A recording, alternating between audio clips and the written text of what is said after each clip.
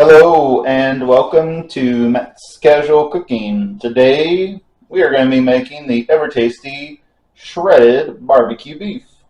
Very fun and tasty dish that you can make for any time of year, especially if you do want some barbecue during the colder months. It's really good.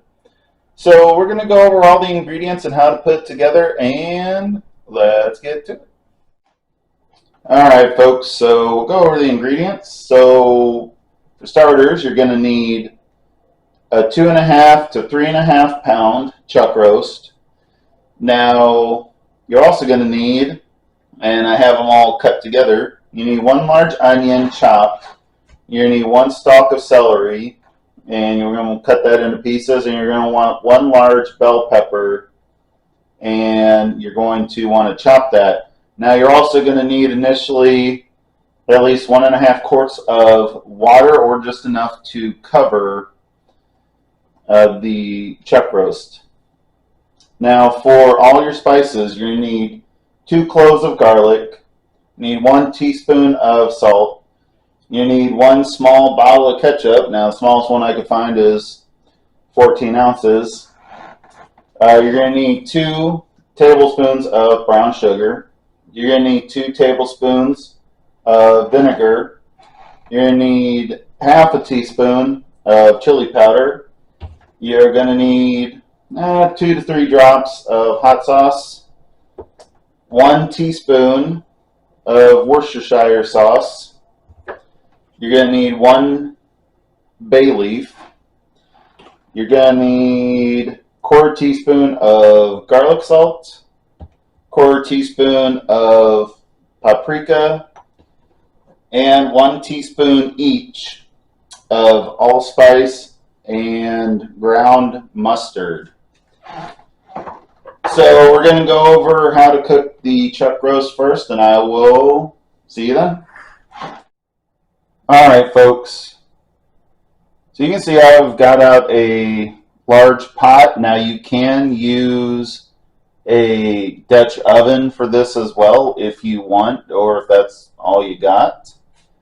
So what I've done is I've filled it with at least the 1.5 quart of water, and I've turned this to high. Now what we're looking for initially is just for the water to start steaming and get hot and start to kind of bubble a little bit. It doesn't have to be boiling, but we just want it kind of hot. So then once you have that, go ahead and turn it to low. And then all we're going to do here now is just take your chuck roast and add it. Just be careful because the water's hot. And just kind of push it down. And then all we're going to do is just add your vegetables as well.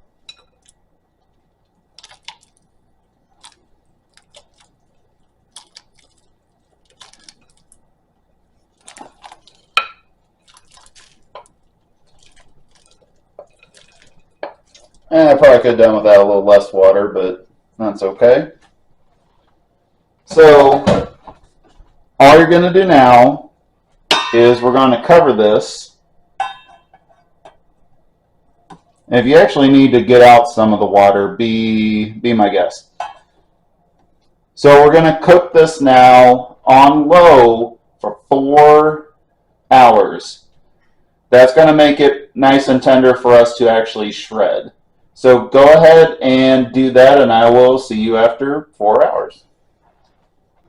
Alright folks, so it's been 4 hours and the meat is pretty tender. So what you want to do, you just want to pull the meat out and you want to leave your vegetables in, and you just want to let this cool down for a little bit before we shred it. Now what you want to do while it's cooling down is you want to go ahead and add in all your other ingredients to this, plus about 1.5 cups of broth if it doesn't overflow your pot. So just go ahead, just take like 2 forks, and we're just going to shred it. It's really nice and tender though, so it's not really going to take too long overall. Now once you've gotten it to your shreddiness, how you want it.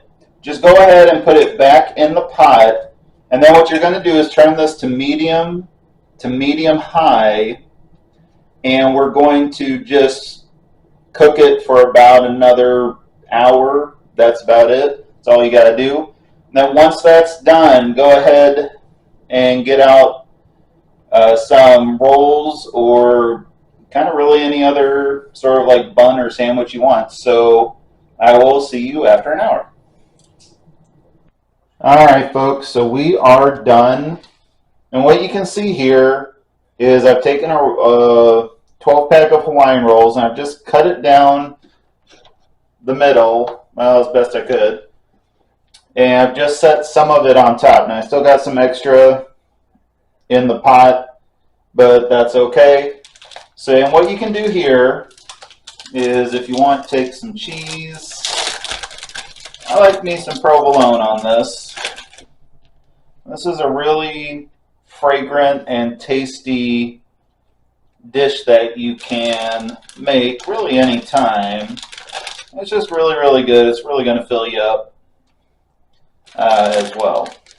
So yeah, just take your cheese, go ahead and add your bread, set it on top, and you've got yourself either a big tasty sandwich or cut it up into a couple smaller sandwiches. So whatever you want to do, however big your appetite is, hey, go ahead and try it out.